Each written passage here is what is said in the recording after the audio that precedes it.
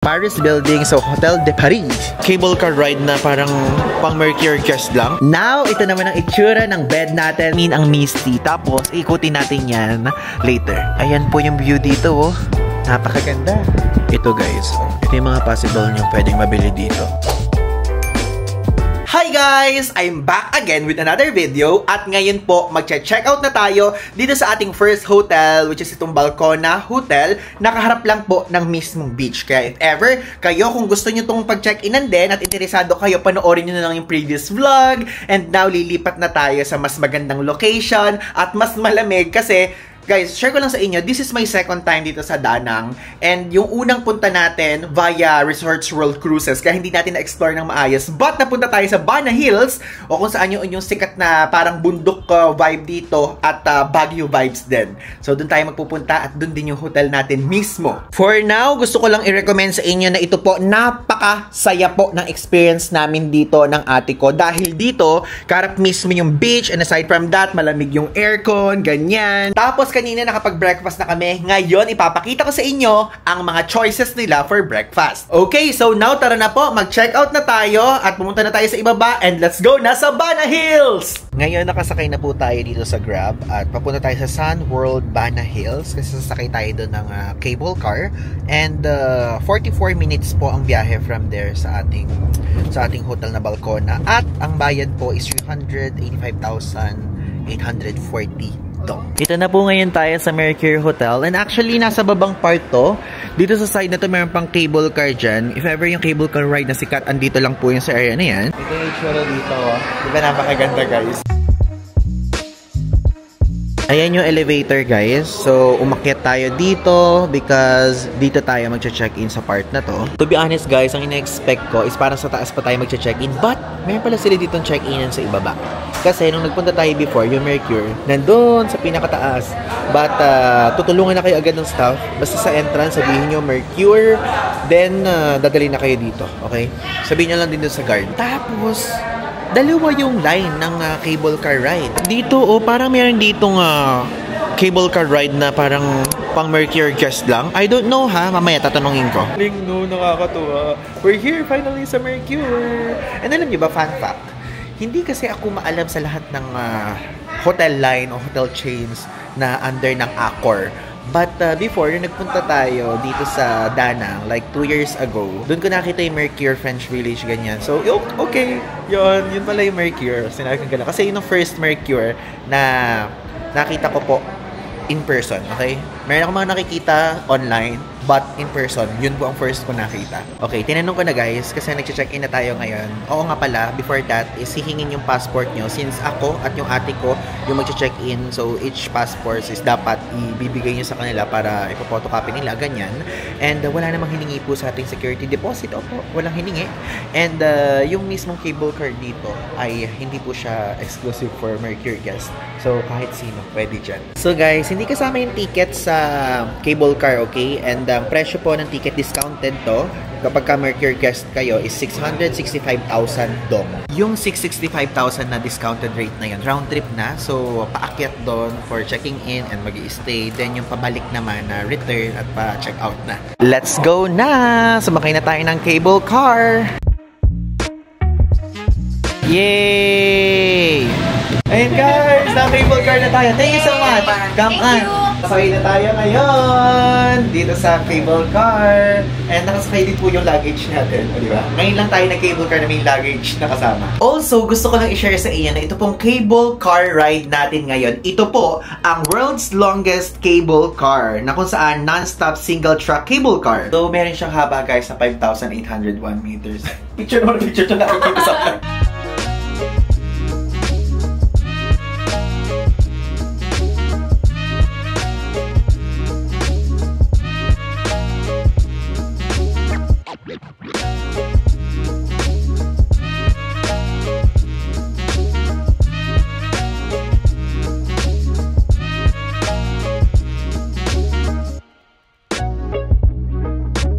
isa sa mga gusto ko kung bakit din kami dito magche-check-in sa Mercure. Kasi po dito, kumpara sa mismong Danang City Center, mas malamig because of its elevation. Kasi itong mismong Mercure na to, or mismong Bana Hills area, and yung merong kamay na sikat, ay meron po itong elevation 1,487 meters above sea level. Andito na ngayon tayo guys sa pinakadulong station at pupunta na tayo ngayon sa pinaka-Mercure Hotel building natin. Ngayon papakita ko sa inyo yung Paris na building ng Mercure dito. Ito po ang itsura ng Paris building sa Hotel de Paris. Okay, andito na kami ngayon sa check-in counter. I mean, nakapag-check-in na tayo, but dito kasi ibibigay yung voucher. Bali ganito guys. So, bibigyan kayo ng ganito dun sa check-in area and bibigay nyo dito sa mismong taas. Ito yung itsura ng lobby dito. Ganda, no? Ayan po. Ito po yung transportation service dito. So, from Bana to Danang Airport. Pick up to ha. So, ang presyo, parang ang hirap intindihin ng presyo. So, yan, max 3 guests and luggage. So, 430,000 dong. And kapag ka naman drop-off naman, presyo is 380,000 dong. Tara na, magpunta na tayo sa first floor. Tapos guys, ayan yung bridge na yan na merong kamay. Gusto ko ding puntahan yan. At pupuntahan natin yan early morning. Nakalagay din dito yung earliest na cable car operation from Mercure Danang. So, 6 o'clock to 6:05. Then, ayan, meron din 6:30 to 6:35. Tapos, meron 7 o'clock to 7:05. Ito, yung itsura ng hallway. So, ang ating room is 2127. Grabe. Ito agad tayo. 2127. Ito na agad, guys. Okay, now guys, let's do a quick room tour dito sa ating binook na room. At yung room po natin, pangungunahan ko na, is 2 single beds. Okay, so twin room siya. Ito yung mismong door ng entrance. Then dito sa side na to, meron ditong full-length mirror. And alam nyo, gusto ko yung full-length mirror na yan. And dito po, isang cabinet na merong bathrobe, merong plancha. Tapos meron silang pinaprovide na slippers. Sa area naman na to, ang safety deposit box, ang mini bar, tapos may refrigerator. Dito naman guys, meron dyang luggage rack para sa mga luggages nyo. Then dito naman is yung sink and meron din dyang pa-mirror. Tapos meron din silang pa-free water. Tapos meron din pa-toiletries dito sa side na to. Tapos dito may towel na din. And dito naman po yung toilet bowl. And of course, merong bidet. Dito naman sa side na to, wait, ba't ayaw mabuksan? Ang hirap. Ayan. So dito po yung shower. Ayan naman, meron din pa shampoo and pa body wash. Now, ito naman ang itsura ng bed natin. So, 2 single beds yan. Tapos dito, meron ditong couch if ever kung ayaw nyo munang umupo. Kapag kagaling kayo sa labas, yan, pwede dyan. So, yung ate ko sa isa, tapos ako naman sa isa. Maganda yung headboard, guys, at maganda din yung painting dyan. Actually, it's giving French talaga. French vibes, ganun. Dito may ilaw, meron dyan pa telephone, and dito din. Tapos ito, meron ditong TV, meron dyang extra na lalagyan, tapos meron ditong working area, and meron din ditong pa-mirror. Tapos meron din silang heater dyan guys, pero tayo hindi natin gagamitin yan. Tapos sa side naman na to, meron ditong window na kung saan kitang-kita po yung labas. Talan! Ayun yung labas. Then, dito po sa bandang baba, ayan, meron dyang Kung Fu Viet Noodle. So, pwede tayo dyan maglakad. Then, ang sabi sa amin, nung nagtanong kami dun sa staff, sabing ganon, nagsasara daw yung mga establishments dito or yung mga restaurants, kasi yun yung tinanong ko, ng 5 p.m. Okay? So, yun po, if ever, kung yun ang gusto nyo malaman, 5 p.m. Alam nyo guys, ang ganda dito, like kapag binubuksan ko kunyari yung bintana, ayun o, doon medyo maingay lang kapag nakabukas. Pero pag nakasara naman, wala namang noise, ganon. Ang bango sa labas, umaamoy yung mga noodles na niluluto. And, tingnan nyo, ang foggy! Ganyan yung gusto ko. Ang misty. Tapos, ikutin natin yan later. Tingnan nyo guys, oh. Ang ganda. Diba? Ganyan lang pero gandang-ganda na ako. Huwag tayo mag-explore guys at mag-lunch. Actually, late lunch na nga kasi anong oras na. Ikutin muna natin yung mga amenities at yung mga ibang lugar na pwede nating makita dito sa Mercure Hotel. Ang bango, no? Ang bango dito. Hindi siya guys tulad sa mga ibang hotel na, alam niyo yan, kapag ka sa elevator, it's either walang amoy or may something, dito mbang. Like literally. Just in case guys, kung gusto niyo ng mga spa, ganyan, gusto niyo magpa-food therapy, back therapy. So, ang presyo po dito, ayan, yung back therapy nila is 500,000 dong. 30 minutes yon. Food therapy nila, 30 minutes is 450,000 dong. Tapos, meron dyang hair wash. Ay, parang gusto kong magpa-try ng hair wash. Kasi guys, iba yung hair wash dito sa dito sa Vietnam, 45 minutes, 400,000 dong. Parang pwede kong try yun. Then, if mahilig po kayo mag-sauna, 15 minutes, 200,000 dong. Dito sa side na to guys, meron silang pa restaurant, ayan, then bar. Kaya lang di naman kasi tayo kakain. Kaya, Huwag muna tayo magpunta dyan. Tignan nyo, meron silang international buffet dinner dito. Yung standard, 519,000 dong. Yung deluxe naman, 599,000 dong. So, meron siyang wine, local beer, tapos may free flow na soft drinks, and may premium naman. Ganun din, buffet dinner, free flow na soft drinks, 799. Then yung children naman is 235. Bukas sa try natin yan. But syempre, sa ano na natin yan masusubukan? Sa susunod na vlog na lang. Grabe, ang lamig po dito ngayon. Opo. Tignan nyo, napakadaming tao. But one of the perks po, since naka-check in tayo dito sa Mercure bukas, gigising tayo ng maaga para makapag-explore tayo dito ng kukunti lang yung tao at makapag-picture tayo ng kunti ang photo bomber. Dito daw nakakabili ng raincoat. Lakas kaming raincoat eh. Payong? Sige, pwede. Pwede. Sa'yo ko naman i-charge eh. Tingnan nyo naman guys. Nakaganito kami kasi umuulan dito. Mahal kasi yung payong eh. Kasi hindi naman nakalagay sa weather na uulan kasi ngayon tapos biglang umulan. But hindi naman siya yung ulang level. Para lang siyang ano. Alam nyo yung parang ambon? Yung parang mas mahina pa sa sprinkle. Ganda guys oh. Diba? Bukas i-explore natin yan ng todo-todo. Kaya lang kasi dito sa part na to, mag-iikot-ikot lang muna tayo, ganyan. Then, kakain lang. Tapos, itutur ko din kayo sa mga kaganapan sa hotel. Okay, andito ngayon tayo guys sa Rosa. From afar, napakalaki po nung signage niyan. Pwede kayo dito bumili ng noodle soup, ng mga bento, ng chicken, ng burger, ganyan. Do kami parang gusto namin tong soup na ganyan. Akyat po tayo dito. Meron ditong escalator. Ano po? Ay, ang ganda. Ang tahimik dito. Hindi ganun ka-crowded. Maganda mag-picture. Dito yung Starbucks. Hindi muna tayo dyan. Ito guys, yung menu dito. Makikita nyo dito, fried chicken with spicy cheese sauce, 65,000 dong. Then, yung sikat nila na roasted chicken wings with cheese, 130,000 dong. Then, kung mahilig po kayo sa burger, ang burger po dito nagsisimula sa 80,000 dong. Vegetable burger yon. Beef burger, 160,000 dong naman. So guys, so andito ngayon tayo sa Japanese cuisine sushi bar na Rosa pa din. And, ito naman ang menu dito. Ayan, meron dito mga miso soup.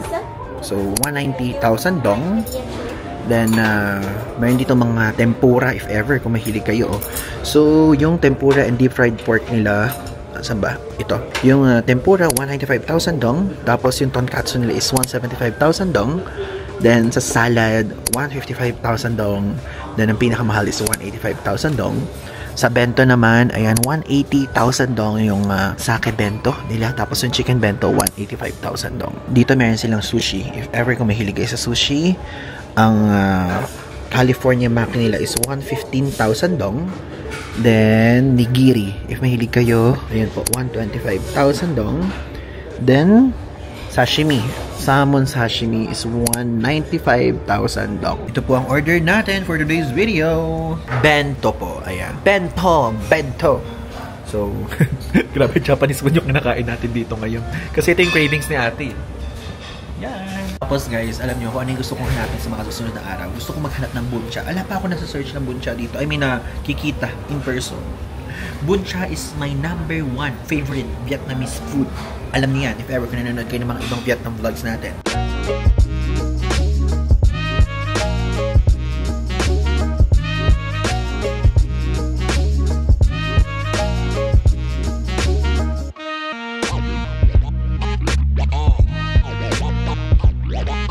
So, we're done guys. Ang binayaran po natin doon is 450,000 dong. Then, si ate, mahilig siya sa kape.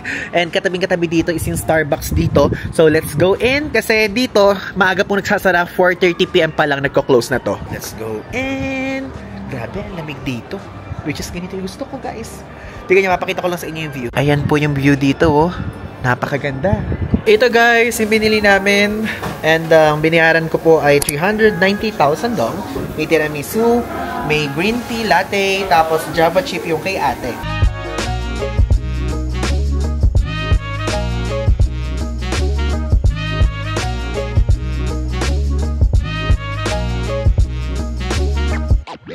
Hello guys! So ngayon, andito po tayo ngayon sa area na kung saan sarado na restaurant. Kasi dito sa Bana Hills area ay most ng mga establishments, tulad ng sinabi ko kanina, nagsasara ng 5 PM.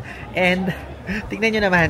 Tayo po ngayon ay nakahanap ng mabilis na wifi. Mas mabilis pa yung wifi ng Sun World kumpara sa wifi ng Mercure. Opo. Yung wifi dun sa Mercure, dun sa hotel natin. Maganda nga yung hotel. Don't get me wrong. Okay yung hotel.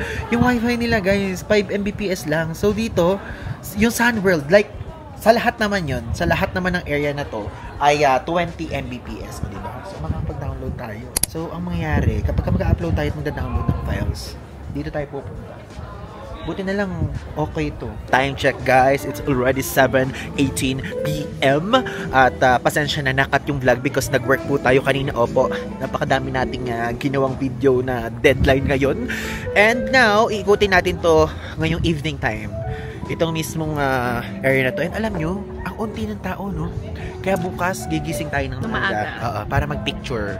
And now, meron kasing shop dito na open pa. Puntahan natin and papakita ko sa inyo kung ano yung mga possible at pwede nyo mabili. So, ko lang share sa inyo na kapag pupunta kayo dito, mag-ready kayo ng mga ganito. Mga kapote, ng mga payong. So, dito po, ang halaga po nito is 250,000 dong. Itong umbrella, itong raincoat, wala kasing price na nakalagay. Ito guys, ito yung mga possible yung pwedeng mabili dito. Mga pasalubong. So, 60,000 dong yung ganyan. Then, ito, 15,000 dong. Diba? Ito, coffee filter. 220,000 dong. Ito naman, mga ganitong cute-cute. 190,000 dong. Painted wine glass. Ayan, Bana Hills nakalagay. 50,000 dong. Ito naman, mga t-shirt ng bata. 200,000 dong. Tapos, ito pong t-shirt ng pangmatanda. 300,000 dong. So, ayan po yung mga designs here. Kasi ito lang guys yung mga pwede nyo mapuntahan dito mga pasalubong shop. Kasi kapag yung kakaibang shop, bababa pa po ng bundok. Ganun. Tapos guys dito suklay. 120,000 dong. Ay hindi, painting pala yun. Ang suklay nila is 190,000. Kasi sikat ang suklay dito sa Vietnam. Tapos ito, pang display sa bahay, gold bridge, yung may kamay, 450,000 dong po. Medyo mabigat siya. Tapos baka maputol tong nasa gitna. No? So be careful. Ay, bakit nagbababay kayo agad? Nagbablog pa ako. Huwag muna kayo magbabay mga pussycat dolls. So ito po, 390,000 dong yung ganyan. Ito naman yung mga magnet. So Vietnam ang nakalagay. Kaya nire-represent niya ang buong bansa. Hindi lang Bana Hills. 70,000 dong po. Ito 40,000 no, mas mura. Ito Bana Hills 70,000. Yan. Ito guys, nag-explore tayo ngayon. Si ate giniginaw. Wala siyang magawa kasi ganito amats ko mag-ikot ng gabi. Sabi ko sa kanya, gusto mo ba sumama? Gusto daw niyang sumama. Tapos, in-explain ko sa kanya kasi guys, hindi naman si ate maalam sa ganito, yung sa Pop Mart. Yung Pop Mart, usong-uso yung kinokolekta sa Pilipinas. And hindi lang sa Pilipinas, pati na rin sa Taiwan, ganyan. Then recently, naging uso na din siya sa Europe. Para siyang maliliit na manika. Manika, ganun.